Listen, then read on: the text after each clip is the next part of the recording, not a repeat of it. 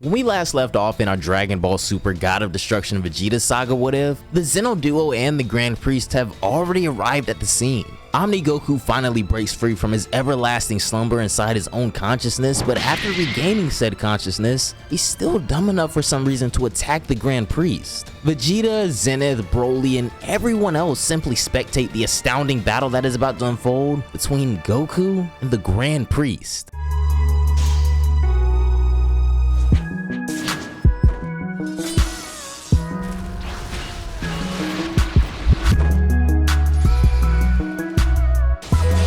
If you haven't caught up and watched the previous parts of our Dragon Ball Super God of Destruction Vegeta saga what if, you should definitely go check them out, otherwise more than a few things won't really make sense. As for what happens next, the Zeno duo is beyond captivated by the action between Goku and the Grand Priest. It's not really every day that you get to see the Grand Priest of all people fight. While Zenith, who was initially quite perplexed at the sight of two Zenos, finally rationalizes why the power of the Omni King decided to emerge now of all times.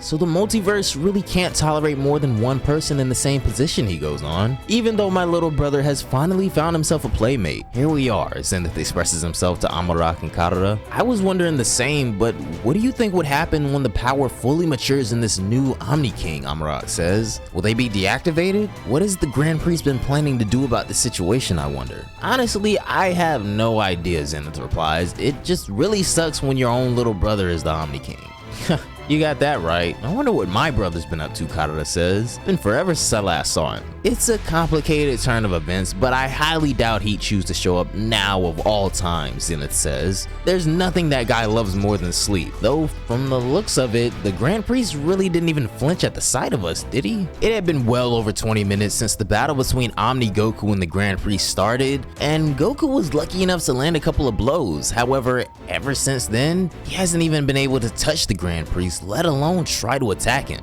Zenith and the others knew full well of the Grand Priest's abilities, so they were hardly surprised. Meanwhile, Vegeta was astounded beyond words. What is this, Kakarot? Even after mastering the Ultra Instinct and then becoming this strong, you're still unable to match his movements? Come on, get a grip.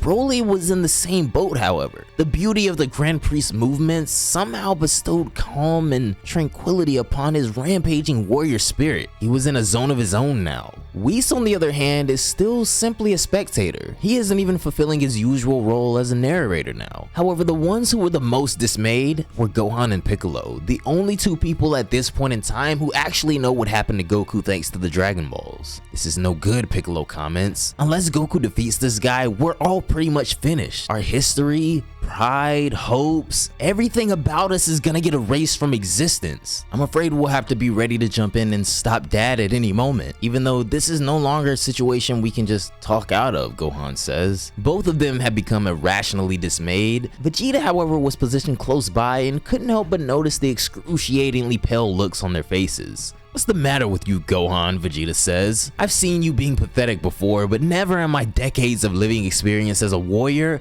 have I seen a face this pale. Live in fear as you may, I've already made up my mind. Even if it's the Grand Priest, I'll defeat him today. Defeating exponentially more powerful opponents is how a Saiyan evolves into something even stronger, so cower as you might, but stay out of my way. Vegeta, you don't understand, Gohan states in a light yet flinching tone. This man right in front of us is the mediator of the multiverse, and the only living entity to be able to harness the tangibility of the multiverse itself. That's not something you can defeat with reason or power. That's not something you can defeat even if you were 1,000 times stronger than you are right now. It's theoretically impossible. Naturally, Vegeta was taken aback as well, and even Whis had never mentioned anything about a power this astronomical. Wait, am I missing something here? Vegeta firmly asked Gohan. How did you guys get here, and why do you know this in the first place? Spit it out, Gohan. Everything you know. And this is where we cut back to what happened at New Namek after Piccolo and Gohan get their first wish granted. They had already asked Porunga to translate and then also narrate the chapter on the Omni King in the Old Testament of the Namekian Book of Legends. Porunga explained how whenever a new Omni King is born, the multiverse experiences a period of great change and enters a new age. Both Piccolo and Gohan pretty much already knew that Goku is the new Omni King in this case, But this rationale came with a lingering question. Why was it Goku? No matter how you choose to look at it, Goku just isn't the type of person who'd fit this role, Piccolo says, but then instantly came to a standstill. He had only just realized something extraordinarily crucial. That's right, the fact that the power didn't emerge from within Goku in the first place. Porunga was still awaiting the second wish, so Piccolo chooses to simply confirm his doubts and ask this. What the heck is happening to Goku? Piccolo asked Porunga. Just who is he right now? Very well then, I shall answer your question, Porunga replies. This might sound counterintuitive, but know that while the power of the Omni King does reside within Goku, he himself is neither a vassal nor the inheritor. I can only speak of what I conceive. Goku right now is cursed by the chaos of the Omni Key, destined to walk in an endlessly dark void for an infinite period of time. He himself is unaware of what's going on. A lock has been placed on his own soul and will. In simpler words, Goku is no longer an inhabitant of this multiverse. In exchange for forcibly having to use his body,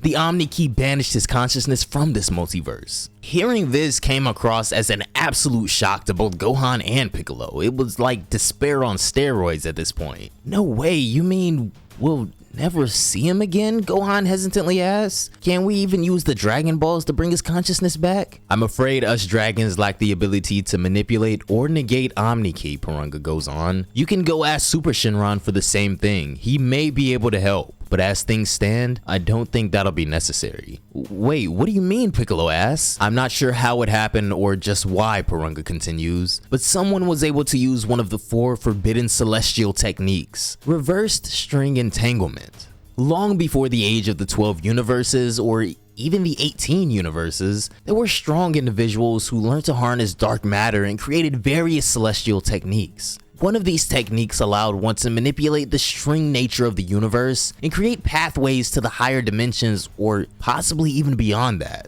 Naturally, these celestial techniques were far too powerful. A great many tragedies occurred because of them. In the end, the Omni King of that time consulted the matter with the Grand Priest, and all of the users of these forbidden arts were either erased out of existence or simply deactivated. Since then, whenever an individual accidentally stumbles onto one of these techniques, they're simply erased out of existence, and it's been that way for countless ages. Or so it says in the Old Testament of the Namekian Book of Legends. It is a history book after all, Porunga finishes. Hearing this, the Namekians were dumbfounded. Despite being very well versed in history, they had no idea about this knowledge. Wait, you mean this technique is what'll get my father out of that endless void? Gohan asks once again. Now, calm down, Saiyan boy, Porunga says. I was getting to that part. The user of said technique has been using it unknowingly so far. We're talking about that new god of destruction here, Porunga goes on. He's in big trouble. The moment the Grand Priest finds out that this technique was used, it's not just him that'll be getting erased. I wonder if I should be saying my goodbyes now. Well, anyways, this individual instinctively created a breach in that endless void. However, Goku's consciousness isn't vital enough to sense the direction of that void. Someone must become his guide. I'm sure, even with his lingering consciousness, that man's instincts are desperately trying to understand the direction of that breach. Still though, I'm not sure if calling out to him is a good idea. The Grand Priest is the mediator of the multiverse. He won't let it slide. But then again, letting the Omni Key out on its own might not be an even worse idea. I'm just saying, Porunga finishes. Porunga knew how dire the situation was, and so he was using his kinda terrible humor to at least light up the conversation, but it really was not working. Be it the Namekians or Gohan and Piccolo, the anxiety made everyone seem to age several years in the past few moments. Gohan, this may very well be the end of everything. Let's at least go and get Goku out of that void, Piccolo suggests. Of course, that was the plan, Gohan continues. Porunga, for the final wish, just instant transmission us all the way there if you could. So this would conclude how Gohan and Piccolo were able to arrive on the scene, and now that Gohan has relayed the entire story to Vegeta, one thing instantly comes to his mind. It's me. I'm the one who used that forbidden technique. But how, Vegeta thinks to himself? Is it related to my Omega state? Anyways, reverse string entanglement. Well, Bulma would love to see that. As expected, Vegeta's head was thrown into a weird loop. He also finally realizes that hidden implication when Whis asked him in a previous video where he was sending those erase bombs. No wonder Whis has been kinda distant from Goku and Vegeta since that happened, because the Grand Priest is definitely not gonna like that either. Meanwhile, the Grand Priest continues to engage in action with Goku, which slightly resembles a battle now. I don't understand. What's this guy's deal? Goku says to himself. After staying in that void for so long, all of my senses should naturally be even sharper. The current state of my Ultra Instinct should be able to go toe to toe with him. Just what's happening? Goku's head was also in a loop.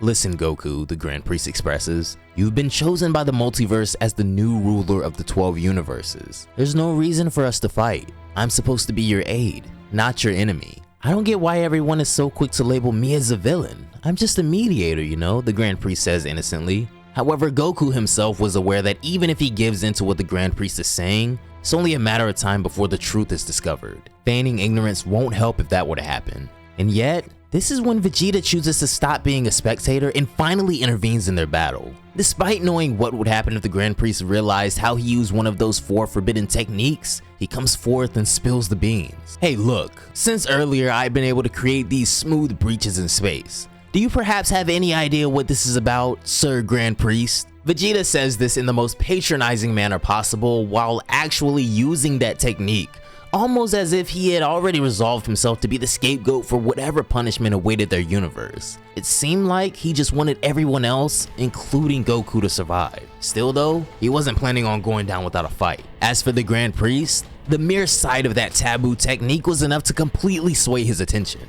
Within a few instances, great roars and tremors can be heard throughout the universe. Now you've done it. Let me do the honor of personally destroying you and this universe, the Grand Priest states, in a genuinely calm manner while also closing his eyes. However, the space outside starts to shift. The black matter defies physics and starts to melt, while a glistening white aura appears to envelope the Grand Priest. He was simply standing right in front of them, and yet his afterimage appeared to be as magnanimous as the entire space before them. It was indeed as if this individual was harnessing the very vitality of space and time around them. I'll show you all why I'm the mediator of this multiverse, the Grand Priest states, as it seems the final battle between the Grand Priest and everyone else is set to commence. But what of Frieza? What of Broly? And what of these Universe 12 warriors that are still mysteriously spectating in the background, waiting to make their move?